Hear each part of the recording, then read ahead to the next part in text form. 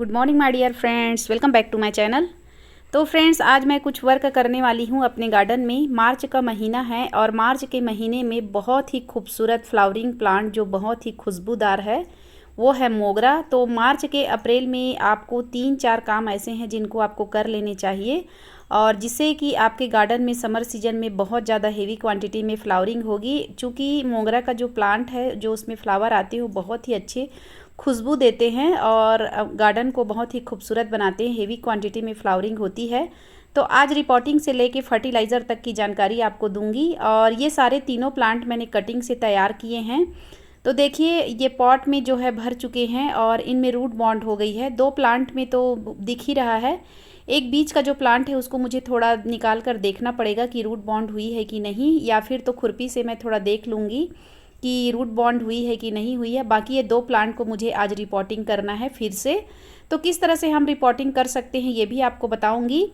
तो इस तरह के घास वगैरह हो जाते हैं और पत्तियां जो गिर जाती हैं ख़ास तौर पे फरवरी और मार्च के महीने में, तो आपको सारे प्लांट की पत्तियां जो गिरी हैं उनको साफ़ कर लेना है। और लगता है मुझे फ्रेंड्स इसमें रूट बॉन्ड हो गई है। देखिए, जड़ें जो है ऊपर तक आ गई हैं।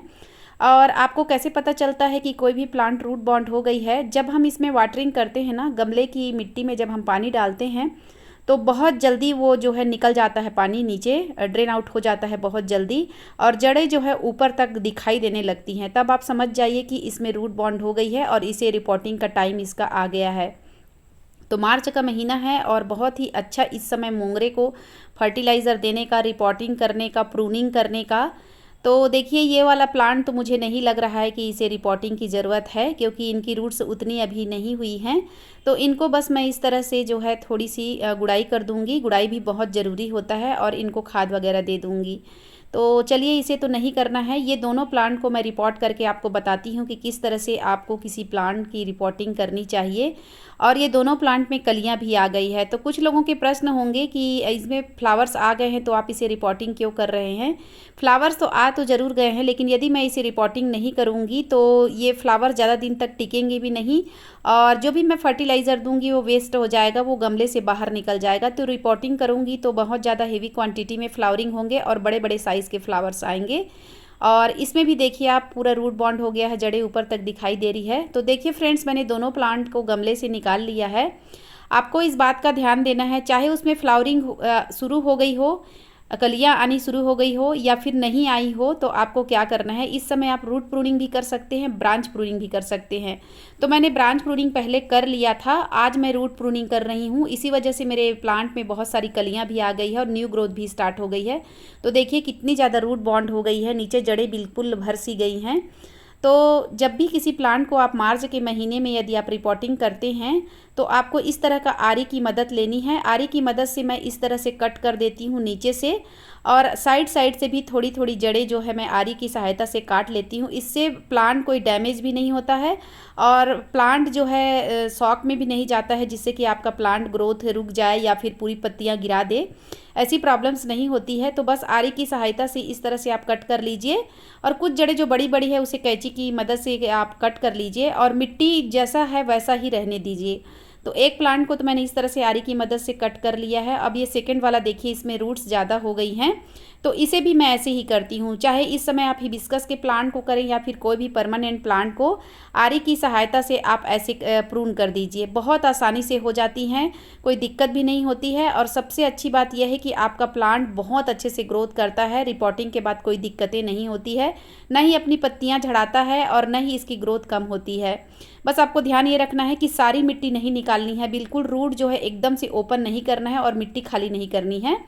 तो इतनी मिट्टियाँ मैं रहने दूंगी, काफ़ी है ये मिट्टी, क्योंकि मेरे जो पॉट हैं वो 6-6 इंच के और एक पॉट जो है 8 इंच का है, तो बहुत है, ठीक है। और इस तरह के ड्रेनेज होल को कवर करने के लिए आप किसी नेट की मदद भी ले सकते हैं, किसी कपड़े का, सूती कपड़े का मदद ले सकते हैं, या फिर ठीकरी या फिर गमले के मिट्टी के जो टुकड़े होते हैं गमले, उनकी भी मदद लेकर आप इस तरह से मिट्टी डाल दीजिए। रिपोर्टिंग जब भी किसी प्लांट की करते हैं और मोंगरे की रिपोर्टिंग जब भी करते हैं तो हमेशा नया मिट्टी लेना चाहिए। जो मिट्टी मैंने गमले से निकाली है उस मिट्टी का मैं इस्तेमाल नहीं कर रही हूँ फ्रेंड्स, मैं नया मिट्टी इस्तेमाल कर रही हूँ। और मैंने बहुत सारी मिट्टी जो है बोरी में बनाकर रख ली है। किस तरह की मिट्टी बनाती हूँ मैंने अपने चैनल पर डाला है, मेरे चैनल पर जाकर आप देख सकते हैं। तो बस आपको कुछ नहीं करना है, बस प्लांट को इस तरह से रख देना है जितनी हाइट में आपको प्लांट चाहिए, और साइड साइड से अच्छे से मिट्टी भर लीजिए और खुरपी की मदद से आप जो है इस तरह से कर लीजिए ताकि मिट्टी जो है नीचे तक चले जाए और आप इस तरह से रिपोर्टिंग आराम से कर सकते हैं, कोई दिक्कत नहीं होगी।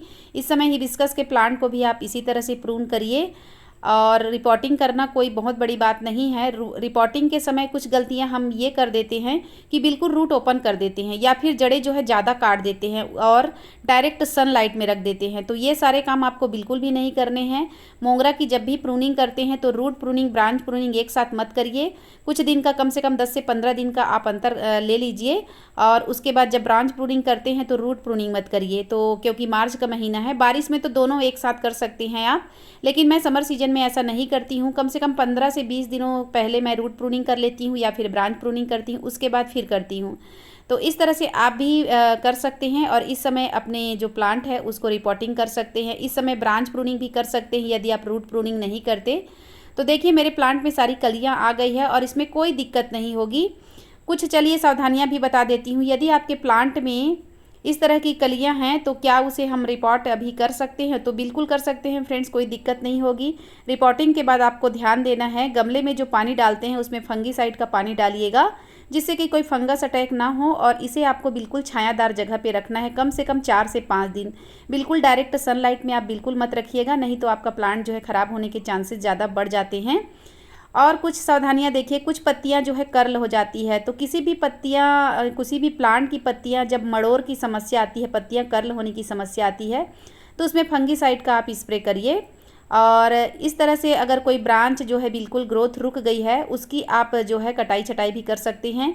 और इस प्लांट को मैंने रिपोर्टिंग नहीं किया है, 2 प्लांट को मैंने रिपोर्टिंग किया है लेकिन इसको मैंने नहीं किया है, तो इसकी केयर टिप्स भी आपको बता देती हूँ। जिस प्लांट को आप रूट प्रूनिंग नहीं कर रहे हैं, इस समय ब्रांच प्रूनिंग कर रहे हैं, तो उसकी गुड़ाई भी कीजिए। गुड़ाई करने के बाद आपको जो है वर्मी कंपोस्ट इनको देना है। वर्मी कंपोस्ट जैसे 8 इंच का गमला है तो 2 मुट्ठी डालकर अच्छे से गुड़ाई करके आप वर्मी कंपोस्ट डाल दीजिए और इसमें वाटरिंग कर दीजिए। और आपको फ्लावरिंग लेनी है, अपने प्लांट में अच्छी ज़्यादा से ज़्यादा कलियाँ लानी हैं, उसके लिए आप एप्सम सॉल्ट का इस्तेमाल कर सकते हैं। लेकिन जब आप वर्मी कंपोस्ट देते हैं, जैसे कि मैंने इनको लगभग 15 से 20 दिन पहले, 20 दिन हो गया होगा, वर्मी कंपोस्ट दिया था, तो देखिए मेरे भी इस प्लांट की कुछ पत्तियां जो है कर्ल दिखाई दे रही हैं इस तरह से। तो मैंने कल इनमें फंगीसाइड का स्प्रे किया था। आप भी पत्तियां मड़ोर की समस्या, यदि आपके प्लांट में कर्ल होने की समस्या है तो देखिए ये साफ का फंगीसाइड है और इसका आप जो है स्प्रे कीजिए। पानी में मिक्स करके जो है 2 लीटर के पानी में आधा चम्मच फंगीसाइड डालकर आप अच्छे से मिक्स कर लीजिए और सारे प्लांट को बहुत अच्छे से नहलाइए। पत्तियों में स्प्रे कीजिए और गमले में भी डाल दीजिए ताकि कोई फंगस अटैक ना हो और आपका प्लांट सुरक्षित रहे और अच्छे से ग्रोथ करे। तो फ्रेंड्स ये तो हो गई फंगीसाइड की बात। और चलिए अब मैं बताती हूँ कौन सा फर्टिलाइज़र इस्तेमाल करें जिससे कि आपके भी प्लांट में इस तरह की फ्लावरिंग हो। तो सबसे पहले तो आपको वर्मी कंपोस्ट देना है, उसके 15 से 20 दिनों के बाद आपको एप्सम सॉल्ट का स्प्रे भी करना है और गमले में भी देना है। तो मैंने स्प्रे कल किया था, आज मैं इनको देखिए इस तरह से मैं इनके मिट्टी में दे दूँगी। आधा चम्मच, ये 8 इंच का पॉट है तो आधा चम्मच से थोड़ा सा ज़्यादा 1 चम्मच के आसपास आप जो है इस तरह से आप स्प्रिंकल कर दीजिए और मिट्टी को कवर कर दीजिए। और आप चाहें तो लिक्विड बनाकर भी दे सकते हैं, पाउडर फॉर्म में आप नहीं देते हैं तो आप इसका लिक्विड बनाकर भी आप अच्छे से पत्तियों को भी नहलाइए, पेड़ पौधे को, और गमले में भी अच्छे से एप्सम सॉल्ट दे दीजिए जिससे कि आपकी पत्तियां जो है, आपके प्लांट की पत्तियां हैं वो बहुत अच्छे से हरी भरी होगी, इसका ग्रोथ भी काफ़ी अच्छा होगा और आपके प्लांट में कलियाँ ज़्यादा से ज़्यादा भी आएंगी तो कोई दिक्कतें नहीं होंगी। तो इस तरह से मोंगरा की केयर आप कर सकते हैं। कुछ और भी फर्टिलाइज़र है जिसका इस्तेमाल करके आप मोंगरे के प्लांट में ज़्यादा से ज़्यादा फ्लावरिंग ले सकते हैं। तो वर्मी कंपोस्ट जैसे मैंने बताया है, यदि आपके पास 2 साल पुरानी गोबर की खाद है उसका भी इस्तेमाल आप इस समय कर सकते हैं। और किसी भी फर्टिलाइज़र को यदि आप देते हैं तो कम से कम 20 दिनों का गैप जरूर लीजिए, 20 से 25 दिनों का। लगातार कंटिन्यू आपको फर्टिलाइज़र नहीं देना है। देखिए मेरे प्लांट की पत्तियां कुछ पीली दिखाई दे रही हैं, तो जो मैंने एप्सम सॉल्ट दिया है और स्प्रे किया है उससे इनकी पत्तियां जो है ग्रीन हो जाएंगी। तो इस तरह से आप जो है अपने मोंगरे की देखभाल कर सकते हैं। मोंगरे का जो प्लांट है वो समर सीजन में बहुत हेवी क्वांटिटी में फ्लावरिंग करता है फ्रेंड्स, तो आपको इसकी केयर करनी है।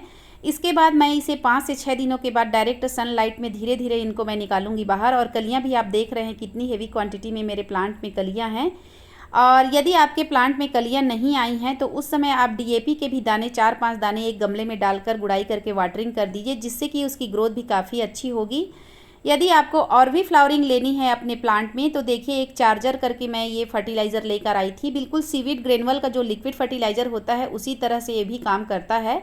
और इसकी जो है आप जो है स्प्रे कर सकते हैं, सारे प्लांट में अप्लाई कर सकते हैं। ऐसा नहीं है कि मोंगरे बस में करना है। इसको छिड़काव करने से, इसका स्प्रे करने से मैंने देखा है गार्डन में बहुत अच्छी फ्लावरिंग होती है। ये फ्लावरिंग प्लांट के लिए बहुत बेस्ट है। और इसे जो है आप देखिए इस तरह के ब्लैक कलर के होते हैं लिक्विड, बिल्कुल सीवीड ग्रेनुअल का जो लिक्विड फर्टिलाइज़र आता है ना उसी तरह रहता है। और इसका स्प्रे करना है आपको। और गमले में भी आप डाल सकते हैं, गमले की मिट्टी में भी डाल सकते हैं घोल बनाकर, लेकिन स्प्रे करेंगे ना तो बहुत अच्छी इसकी ग्रोथ भी बढ़ती है और फ्लावरिंग भी काफ़ी ज़्यादा हेवी क्वांटिटी में होती है। तो इस तरह से मोंगरे में आप ये सारे काम कर लीजिए फ्रेंड्स। अभी बहुत अच्छा मौसम है और अभी मार्च का महीना है। हेवी क्वांटिटी में मोंगरे में फ्लावरिंग चाहिए तो ये सारे काम अभी निपटा लीजिए। मार्च का फर्स्ट वीक है, इस समय ये सारे काम आपको कर लेने चाहिए।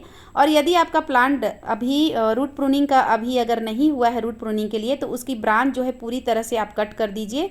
उसके बाद देखिएगा उसकी ग्रोथ काफ़ी अच्छी होगी और आप भी बहुत ज़्यादा से ज़्यादा फ्लावरिंग ले पाएंगी। तो आशा करती हूँ फ्रेंड्स आज का वीडियो ज़रूर अच्छा लगा होगा। आज की वीडियो अगर थोड़ी भी अच्छी लगी तो प्लीज़ मेरे चैनल को लाइक सब्सक्राइब जरूर करिएगा, बेल आइकन को प्रेस करिएगा ताकि आने वाली वीडियो की नोटिफिकेशन आपको मिल सके। गार्डनिंग से रिलेटेड वीडियो बनाती हूँ तो फिर मिलती हूँ। Bye bye.